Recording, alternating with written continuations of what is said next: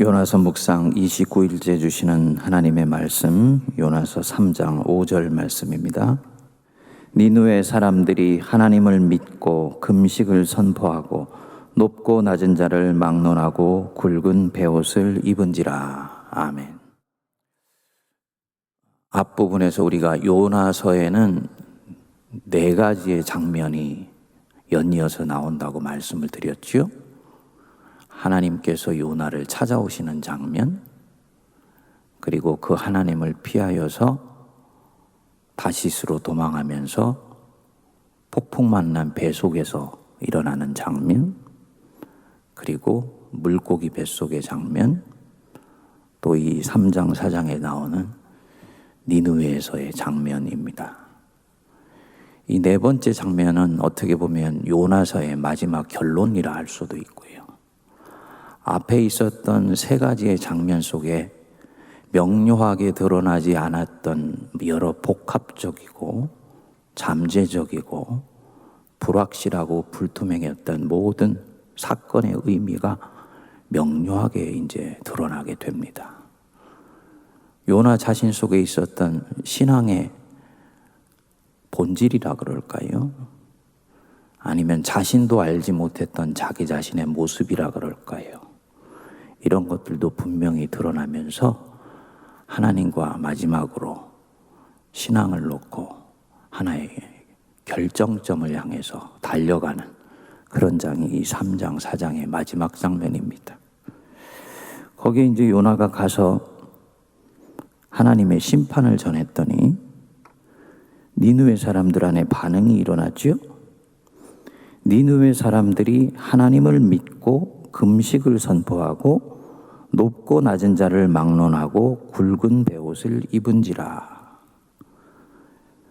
니느웨 사람들이 자신들의 과거를 통렬히 회개하고 자복하는 역사가 일어났다는 뜻입니다. 동사 3개를 좀 주목해서 볼 필요가 있는데요. 하나님을 믿고 금식을 선포하고 굵은 베옷을 입었다. 선포하고 입었다. 이 둘째와 셋째 동사는 한 사람 안에서는 스스로 나올 수 있는 것이 아닙니다. 스스로 만들어질 수 있는 행위가 아니에요.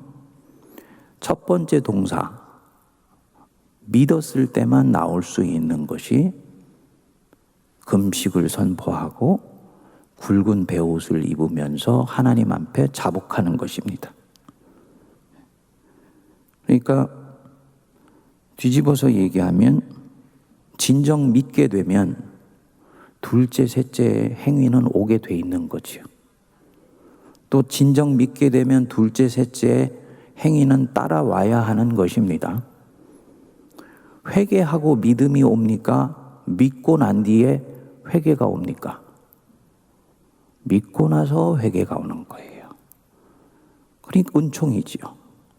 회개하고 믿음이 오는 것이라면 그것은 은총이 아니고 또다시 공로신앙으로 돌아갈 수 있는 여지를 만들어주는 것입니다. 그렇지 않습니다. 하나님이 우리에게 믿음을 넣어주시고 우리가 그 믿음으로 반응하고 난 뒤에 하나님이 이런 분이셨구나 알게 되었을 때 하나님을 알지 못하고 그분을 만홀히 여기고 그분과 상관없이 내 인생 살았던 것에 대해서 회개하게 됩니다. 그리고 이 회개가 이제 처음 시작된 이 믿음을 강화시켜주게 되는 것이지요.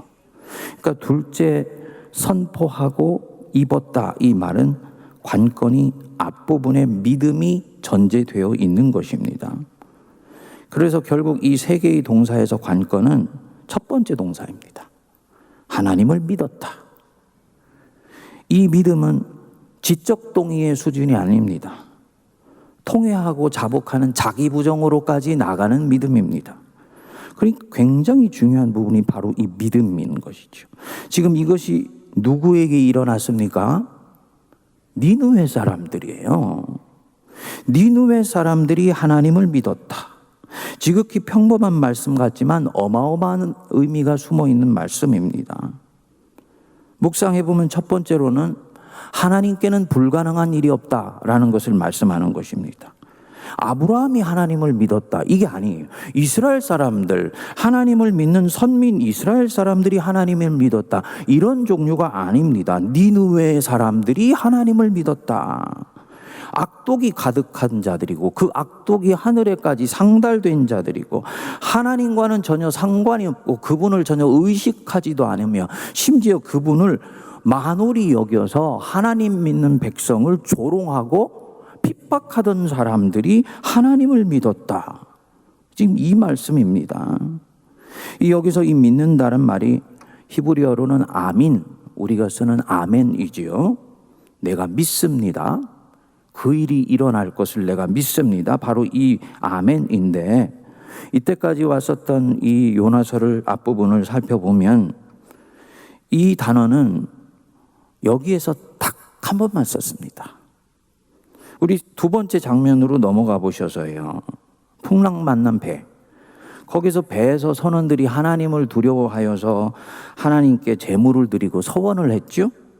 그렇지만 그때도 요나서 저자는 이 풍랑 맞는 배 속에 있었던 선원들이, 즉 우상에게 제를 드렸던 사람들이 하나님을 두려워해서 제물을 드리고 서원을 할 때 그들이 하나님을 믿었다, 이렇게 표현하지 않았습니다. 그러니까 여기서 믿는다라는 이 말은 엄청난 의미가 들어가 있는 것이지요. 지적으로 동의하는 것은 말할 것도 없고 내가 인격적으로 신뢰하며 그 하나님께 전적으로 위탁하는 거예요. 내 인생을 드리겠다고 결단하는 것입니다. 그래서 통회하고 자복하고 베옷을 입는 역사가 이 니느웨 사람들에게 일어난 것입니다. 그러니까 곱씹어서 생각해 보면 니느웨 사람들이 하나님을 믿으니라, 이 말은 삶은 콩에서 싹이 나는 것입니다. 고목나무가 꽃을 피운 거예요. 놀라운 일이 일어난 것입니다. 짐승에 비견될 만한 사람들이 하나님을 향해 돌아서는 역사가 일어난 것입니다. 그래서 일어나기에 불가능한 사건이 지금 일어난 것이라고 보는 거지요. 누가 이 일을 했습니까? 설마 여러분들 중에 요나가 이 일을 하게 했다라고 말할 분은 없겠지요. 예. 하나님이 하셨어요. 제대로 우리가 묵상해온 사람이라면 누구도 요나가 자기를 부정하면서까지 하기 싫은 일을 했기 때문에 이 일이 일어났다라고 얘기할 사람은 아무도 없습니다.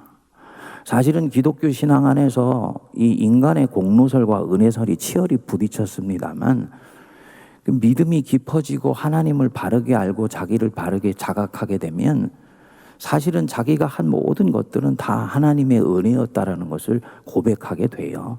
예. 우리가 이 요나가 어떻게 보면 하나님이 차려놓은 밥상에 숟가락 하나 얹었잖아요. 그렇죠? 그래놓고 이거 내가 얘기했다고 할 사람은 없는 것이거든요. 하나님이 하신 거예요.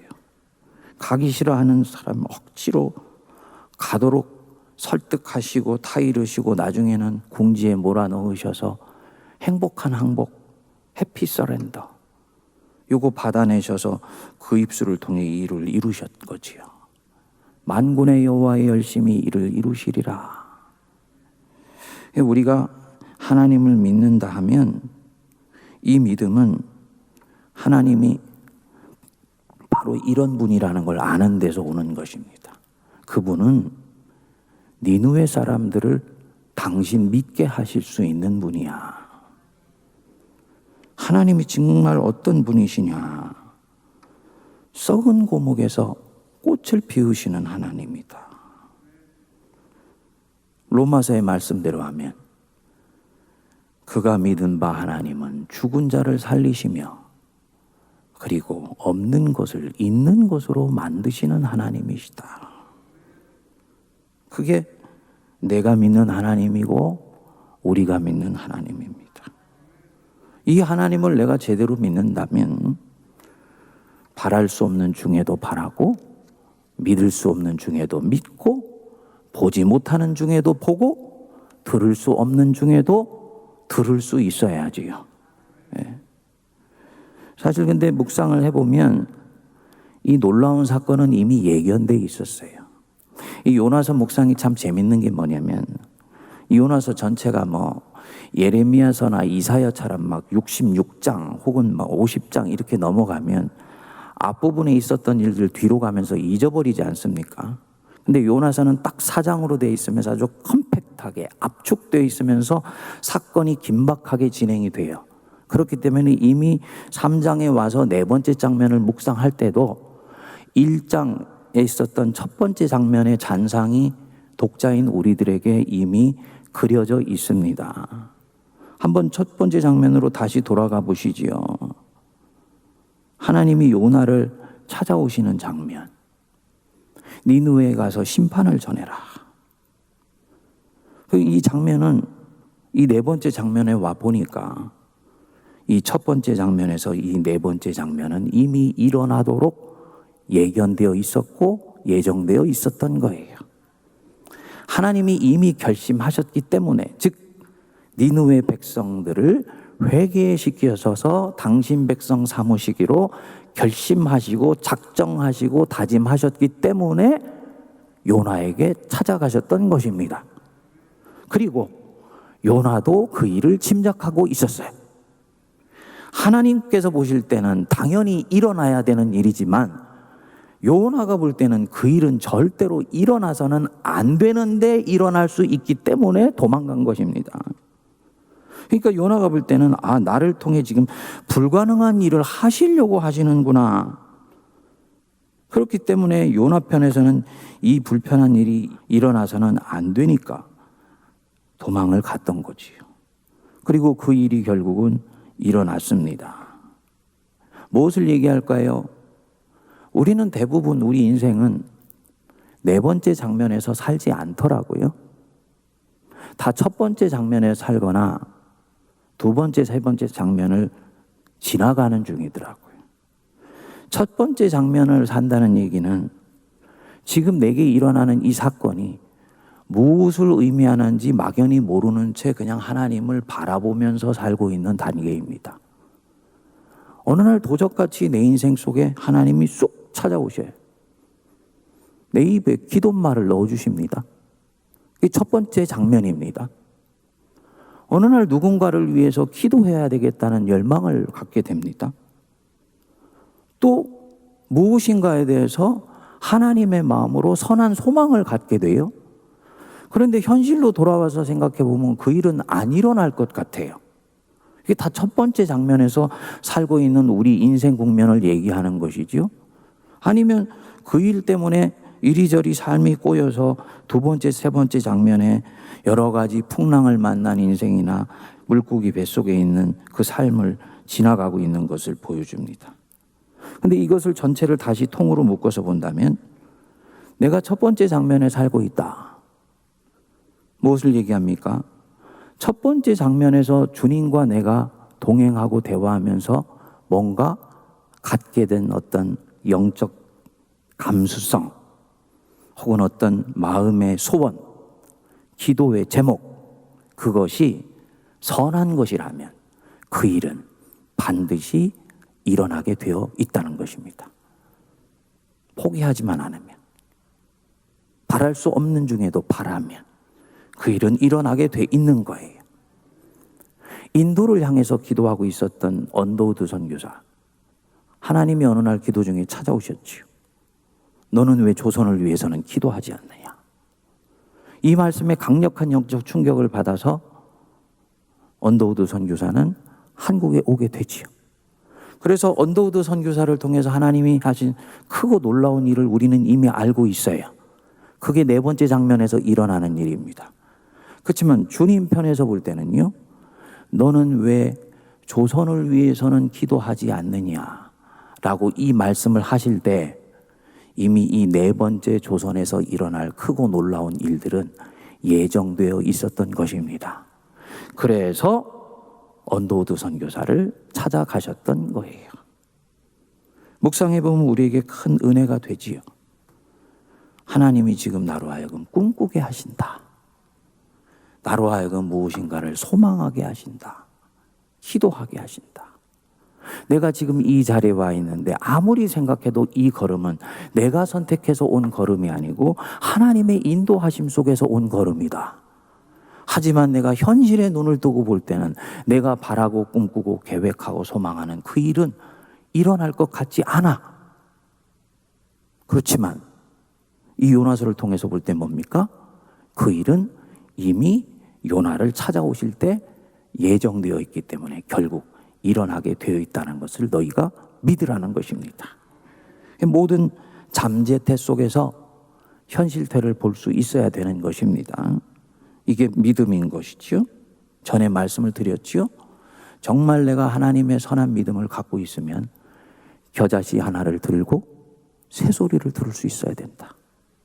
겨자씨 하나를 손에 들고 아무 일도 이 속에서는 보이지 않고 느껴지지 않고 만져지지 않는 것 같지만 이 겨자씨는 결국 자라서 풍성한 그늘을 들이우게 되고 그 그늘에 새가 와서 깃들어 많은 생명이 자라는 그 역사를 볼 수 있어야 된다라는 것입니다. 니느웨 사람들이 하나님을 믿었다. 우리 각 심령 속에 바로 이 놀라운 은혜의 역사 일어나도록 이끌어 주실 줄 믿고 인생의 첫 번째 단계 속에서 하나님을 계속 바라보시기를 바랍니다.